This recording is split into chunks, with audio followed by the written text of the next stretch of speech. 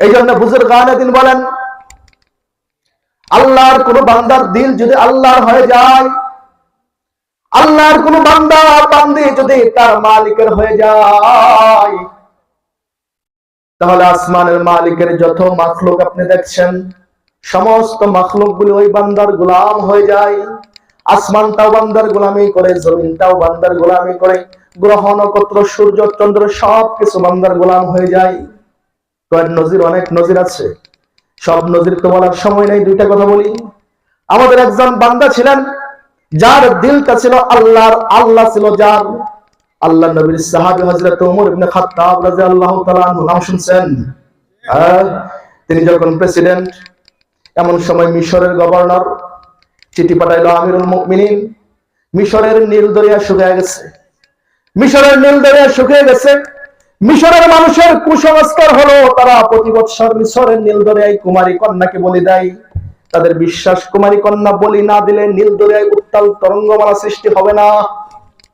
ওগো আমিরুল মুমিনিন, মিশরের নদী তো শুকিয়ে গেছে, এখন ব্যবস্থা কি?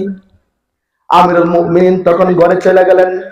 তিনি একটা চিঠি লিখলেন। চিঠিটা দুনিয়ার কোন মানুষের নামে লিখলেন না, চিঠিটা লিখলেন নীল দরিয়ার নামে। চিঠির কথাগুলি ইতিহাসে স্বর্ণ করে লেখা।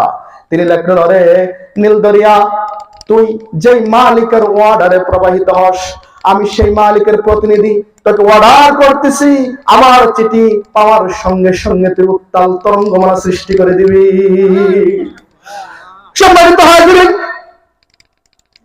হযরত ওমর ইবনে খাত্তাবের চিঠি দূত যখন মিশরে নিয়ে যায়, গোটা মিশরের মানুষ তামাশা দেখার জন্য অপেক্ষা করতেছে যে নদীর নামে চিঠি, নদীর নামে চিঠি, জীবনে তো শুনি না এমন কথা।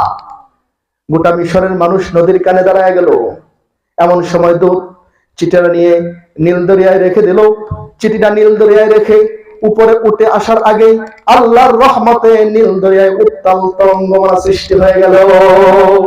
কারণ কি? কারণ কি? কারণ ওই নীল দরিয়াটা কেউ মালিক বানাইছেন আপনি আমার গোলামি করার জন্য। বলবেন যে হুজুর কোরআনে কোনো ঘটনা আছে? হা হা হা, এই যে আপনি আমার হাতে কোরআন, এই কোরআনের কথা বলা কিন্তু খুব ঝামেলার কথা। কারণ কোরআনের কথা কখনো কখনো আমার নেতার কথার বিরুদ্ধে চলে যায়, আবার কখনো কখনো আমার কথার বিরুদ্ধে চলে যায়। কোরআন কখনো কখনো পীরের বিরুদ্ধে চলে যায়, কোরআন কখনো কখনো দলের বিরুদ্ধে চলে যায়, ঠিক কিনা? হ্যাঁ, তো মোহতারাম হাজরিন, আপনারা যখন কোরআন থেকে কথা শুনবেন, কোরআন যদি আপনার দলের বিরুদ্ধে চলে যায়, তাহলে কোরআন বলে এক কথা, দল বলে আরেক কথা। এবার আপনার দুইটার যে কোনো একটাকে বাদ দিতে হবে। বুঝে থাকলে বলেন, দল বাদ দিবেন না কোরআন বাদ দিবেন? কোরআন যদি পীরের বিরুদ্ধে চলে যায়, পীরে বলে এক কথা, কোরআন বলে এক কথা, দুইটার যে কোনো একটা বাদ দিতে হবে। তাহলে বাদ দেব কোরআন নাকি পীর? কোরআন যদি আমার কথার বিরুদ্ধে চলে যায়, আমি চলে এক পথে, কোরআন বলে আরেক পথ, দুইটার যে কোনো একটা বাদ দিতে হবে। এখন কি আমি কোরআন বাদ দেব না আমার পথ বাদ দেব? হ্যাঁ, কোরআন শোনার জন্য একটা যোগ্যতার দরকার। দুনিয়ার সব কিছু বাদ দিতে পারি, কিন্তু মালিকের কোরআন ছাড়তে পারি না। রাজি আছি তো ইনশাআল্লাহ? তোমাদের মুহাজিরিন বলতেছিলাম, কোরআনে আল্লাহ পাক একটা ঘটনা উল্লেখ করছেন। কি ঘটনা? কোরআনে মালিক বলেন, সূরাতুন নামল 38 নম্বর আয়াত। যুবক ভাই যারা আছেন বাড়ি থেকে গুগলে সার্চ করবেন। 38 নম্বর আয়াতে এমন একজন বান্দার ঘটনা আল্লাহ বললেন, যে বান্দার দিল তার মালিকের জন্য হয়ে গেছে, মালিক গোটা কায়নাতকে ওই বান্দার গোলাম বানিয়ে দিয়েছে। সুবহানাল্লাহ। সম্মানিত হাজিরিন, কোরআনের ঘটনায় আল্লাহ হযরত সুলাইমান নবী আলাইহিস সালাতু ওয়াস সালামের ঘটনা উল্লেখ করলেন। আল্লাহর নবী একজন ছিলেন, একজন পয়গম্বর ছিলেন, জবরদস্ত পাওয়ারওয়ালা পয়গম্বর, নাম ছিল হযরত সুলাইমান। নাম জানেন সবাই?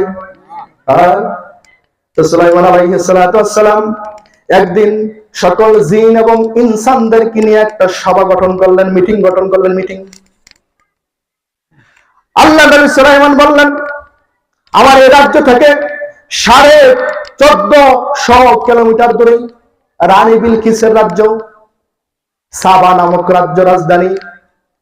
ও আমার জিন এবং ইনসান শুনো, সাবা নামক রাজধানী যারা বর্ডার গার্ড, সৈনিক যারা পাহারা দেয় তারা কোনো মানুষ নয়, তারা সবাই জিন। বুঝে থাকলে বলেন, যেই দেশের বর্ডার গার্ড সৈনিক হলো জিন, ওই দেশে তাদের দৃষ্টির অগোচরে প্রবেশ করে কোনো কিছু চুরি করে নিয়ে আসা সম্ভব? এরা তো বাংলাদেশের বর্ডার গার্ডের মতো না। তো সাবা নামক রাজধানীর বর্ডার গার্ড হলো জিন। 2 নম্বর কথা, আমার এই রাজ্য থেকে রানী বিলকিসের রাজ্যের দূরত্ব 1450 কিলোমিটার। এখান থেকে তত্তর সালাবাজার নাকি? 3 নম্বর কথা হলো, রানী বিলকিস যে সিংহাসনে বসে রাজ দরবারে, ওই সিংহাসনটা স্কয়ার 80 ফিট, উপরেও 80 ফিট, চওড়াও 80 ফিট, প্রস্থও 80 ফিট। তার মানে আপনাদের এই মসজিদের সাথে কয়েক গুণ বড়, ঠিক না? 80 ফিট স্কয়ার সিংহাসন।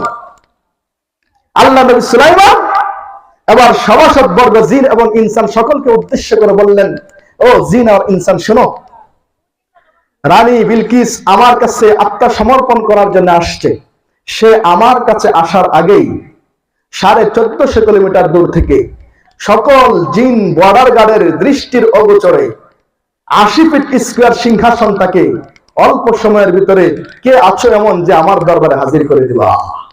বলেন, এটা কি সম্ভব? এক অসম্ভব ঘটনা। জিনদের দৃষ্টির অগোচরে বিশাল সিংহাসন নিয়ে আসতে হবে, তবুও রানী বিলকিস সেখানে আসার আগে। সম্মানিত হাজিরিন, আল্লাহ কোরআনের ভিতরে কি বলেন? আল্লাহ সুবহানাহু ওয়া তাআলা কোরআনে বলেন, আল্লাহ বলেন, ক্বালা ইফরিতুম মিনাল জিন আনা আতিকা বিহি ক্বাবলা আন তাকুমা মিন মাকামিক। আল্লাহু আকবার। ক্বালা ইফরিতুম মিনাল জিন, জিনদের ভিতরে শক্তিশালী একটা জিন ছিল, যার নাম ছিল ইফরিত, অথবা জিনদের গোত্রের ভিতরে একটা গোত্র ছিল ইফরিত নামের গোত্র। ওই গোত্রের একজন শক্তিশালী জিন হাত উঠে বলল, আনা আতিকা বিহি, আমি রানী বিলকিসের সিংহাসন 80 ফিট স্কয়ার সিংহাসন 1450 কিলোমিটার দূর থেকে সকল জিনদের দৃষ্টির অগোচরে আপনার দরবারে হাজির করব। আল্লাহ নবী সুলাইমান বললেন, আরে জিন, তুমি যেটাকে হাজির করবা তোমার সময় লাগবে কতটুকু? জিন বলে, ক্বাবলা আন তাকুমা মিন মাকামিক, আপনি যে বসে আছেন, বসা থেকে দাঁড়াইতে যতটুকু সময় লাগবে তার চাইতেও অল্প সময় আমি সিংহাসন আপনার দরবারে হাজির করব। চিল্লায়ে বলেন সুবহানাল্লাহ। এটা জিনদের পাওয়ার। আল্লাহ নবী সুলাইমান কি বলেন দেখেন, না না না, এত সময় দেওয়া যাবে না। সুবহানাল্লাহ, আমি বসা থেকে দাঁড়াবো, এটা অনেক সময়, এত সময় দেওয়া যাবে না। তার চাইতেও আরো অল্প সময়ে কে আছো যে সিংহাসনটা এখানে নিয়ে আসবা? বলেন, সম্ভব কোনোভাবে?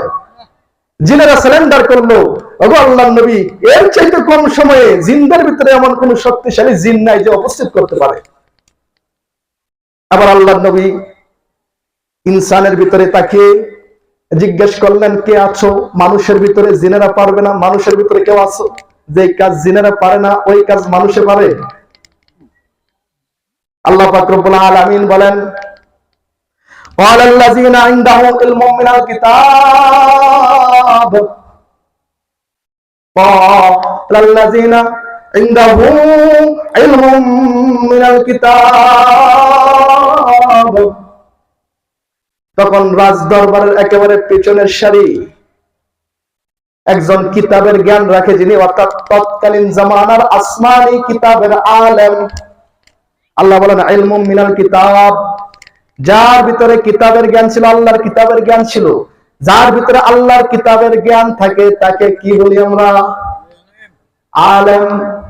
তার মানে আল্লাহ বলেন, পিছনের কাতারে উস্কো খুস্কো চুলওয়ালা একেবারে সাধারণ একজন আলেম দাঁড়িয়ে গেল। দাঁড়িয়ে গিয়ে বিশ্ব পয়গম্বরের দিকে তাকিয়ে বললেন, ওগো আল্লাহ নবী সুলাইমান, আনা আতিকা বিহি, আমি এখান থেকে 1450 কিলোমিটার দূর থেকে সকল জিনদের দৃষ্টির গোচরে 80 ফিট স্কয়ার রানী বিলকিসের সিংহাসন আমি আপনার দরবারে হাজির করব। সুবহানাল্লাহ। আল্লাহ নবী সুলাইমান বললেন, ওগো আল্লাহর বান্দা, যে কাজটা জিনেরা করতে পারে না ওই কাজটা তুমি করবা। ঠিক আছে, বলো তো তোমার সময় কতটুকু লাগবে? তুমি বলো তো দেখি তোমার সময় কতটুকু লাগবে? আল্লাহর বান্দা বলেন ক্বাবলা আইয়ারতাদ্দা ইলাইকা তারফুক, ক্বাবলা আইয়ারতাদ্দা ইলাইকা তারফুক। ও আল্লাহর নবী সুলাইমান, আপনার চোখের পলক ফালাইতে যতটুকু সময়, তার চাইতেও আরো অল্প সময়ে আমি রানী বিলকিসের সিংহাসন আপনার পাশে হাজির করে দেব। চিল্লায়ে বলেন সুবহানাল্লাহ। বলেন এটা কি করে সম্ভব? এই ঘটনা কি বানানো গল্প, কোন উপন্যাসের কথা? সূরা নামল 38 নম্বর আয়াত থেকে 40 নম্বর আয়াত আপনি গুগলে সার্চ দিবেন, দেখবেন এই ঘটনার বিস্তারিত পেয়ে যাবেন। আমি তো মাঝখান থেকে একটু বলছি, খুব চমৎকার ঘটনা। আল্লাহ এই ঘটনা কেন উল্লেখ করলেন? আল্লাহ এই ঘটনা কেন উল্লেখ করলেন? আল্লাহ এই ঘটনা উল্লেখ করে বললেন, এই যে সময় দেখতেছেন, সময়টাও মালিক সৃষ্টি করেছেন আপনার আর আমার গোলামি করার জন্য। হযরত বেলাল মধ্যরাত্রিতে, খারাপ লাগতেছে আপনাদের? ছেড়ে দেই। হযরত বেলাল মধ্যরাত্রিতে একদিন রাসূলের হুজরার কাছে গিয়ে ডাক দিয়েছিলেন, ইয়া রাসূলুল্লাহ, আল্লাহর কসম সুবহে সাদিক হয়ে গেছে। অথচ তখনও সুবহে সাদিক হয় নাই, কসম কাটছে, আল্লাহর কসম সুবহে সাদিক হয়ে গেছে। আল্লাহ নবী উঠলেন, ওযু করলেন, নামাজ পড়লেন, সাহাবীদেরকে বললেন, ও আমার সাহাবীরা শোনো, আজকে বেলাল মধ্যরাত্রিতে আমাকে ডাক দিয়েছে, যখন সুবহে সাদিক হয় নাই, কিন্তু সে যখন কসম খেয়েছে সুবহে সাদিক হয়ে গেছে, বেলালের কসমের ইজ্জত আর সম্মান রক্ষা করার জন্য আল্লাহ সুবহে সাদিক 2 ঘন্টা আগেই বানিয়ে দিয়েছেন। চিল্লায়ে বলেন সুবহানাল্লাহ। তার মানে হলো এই কায়নাত যা দেখতেছি আপনি আমি, আসমান জমিন গ্রহ নক্ষত্র, এই যে পর্বত দেখতেছি, সব কিছু আপনি আমার গোলাম, এগুলি আপনি আমার গোলামি করবে, এটাই তাদের কাজ। আর আমাদেরকে আল্লাহ বানাইছেন আমরা আসমানের মালিকের গোলামি করব, এটা হলো আমাদের কাজ। দুনিয়ার সব কায়নাত আমাদের গোলামি ঠিক করতেছে, কিন্তু আফসোস হলো যে মালিক এত নাজ নিয়ামত আপনি আমাকে দান করেছেন, প্রতিদিন যিনি 500 টন অক্সিজেন আপনি আমাকে দান করেন, যিনি আমার 3.5 হাত শরীরে লক্ষ কোটি টাকার সম্পদ দান করলেন, সেই মালিকের ডাকে দিনে একটা বারের জন্য সাড়া দিতে মন চায় না। ইয়া আইয়ুহাল ইনসান মা গররাকা বিরাব্বিকাল কারীম।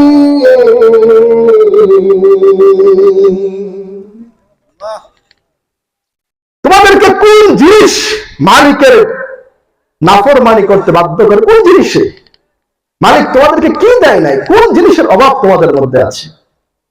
সম্মানিত হাজিরিন, ইনশাআল্লাহ আমি তো আপনাদের এলাকায় আছি, মালিক কতদিন রিজিক রাখে মালিকই জানে। ইনশাআল্লাহ আমরা কথা বলবো, আরো আলোচনা আমাদের মাঝে হবে। আমাদের মেহমান আছে এখানে, রাতও অনেক হয়ে গেছে, তো মেহমানকে বসিয়ে রেখে আপনাদেরকে আর বিরক্ত করলাম না। তবে যুবকদের জন্য যে কথাটা বলছিলাম, যে মন্ত্রটা বলছিলাম, যে মন্ত্রটা পাঠ করলে ঘরের বউ তোমার লাগে খেটখেট করবে, দূরের কথা জিন্দেগিতে চোখের দিকে তাকিয়ে কথা পর্যন্ত বলবে না। মন্ত্রটা কি বলে দিমু? হ্যাঁ, হুজুর পয়সা রয়েছে, 1 মিনিটে বলে দেই। হ্যাঁ, খারাপ লাগতেছে? বলি, মন্ত্রটা হলো, যুবক, তোমার 2টা কাজ তুমি করতে পারবা না, একটা কাজ করতে পারবা না, একটা কাজ তোমাকে করতে হবে। দুনিয়ার সব মানুষে বিয়ের সময় তোমাকে বলবে 5 লাখ 10 লাখ টাকা দান মোহর দিয়ে দাও। যখন দান মোহর দেওয়ার সময় হবে, তখন দুনিয়ার একটা মানুষকেও খুঁজে পাবে না যে ব্যক্তি তোমাকে 10টা টাকা দিবে। দান মোহরের 10 লাখ টাকা দেওয়া, যে মোহর 10 লাখ টাকা ধার্য করা হয়েছে, এটা কি দেওয়া নফল না ফরজ? যদি বলেন নফল না ফরজ, তাহলে ফরজ জিনিসে তোমার উপর অন্যজনে চাপিয়ে দিয়েছে, দেওয়ার সামর্থ্য নাই, অন্যজনে 10 টাকা দিবে। সুতরাং তোমার যতটুকু সামর্থ্য এতটুকু দান মোহর ধার্য করবা। আর যদি তুমি দান মোহরের টাকাটা বিয়ার সাথে সাথে তুমি পরিশোধ করতে পারো, আমি তোমাকে লিখে দিতে পারি জিন্দেগিতে তোমার স্ত্রী তোমার চোখের দিকে তাকিয়ে কথা বলা তোর সাহস দেখাবে না। চিন্তা করবেন, ঠিক না? 2 নম্বর হলো, যদি কোনো যুবক স্ত্রীর কাছ থেকে যৌতুক খাও, জিন্দেগিতে স্ত্রীর কাছে ভালোবাসা আশা করবে না। কারণ যৌতুক আর ভালোবাসা দুইটা বিপরীতমুখী দুইটা শব্দ। যৌতুক পাইছো তো ভালোবাসাকে তালাক দাও, আর যদি ভালোবাসা চাও তাহলে যৌতুককে চিরদিনের জন্য তালাক দিয়ে দাও। চিন্তা করেন না, কিন্তু যৌতুক খাইবা ভালোবাসাও চাইবা, দুনিয়াতে কি মজার মূল্য হয়ে গেছে। যানবাহনের টাকা পরিশোধ করবা নগদ, জিন্দগিতে যৌতুক নিবা না।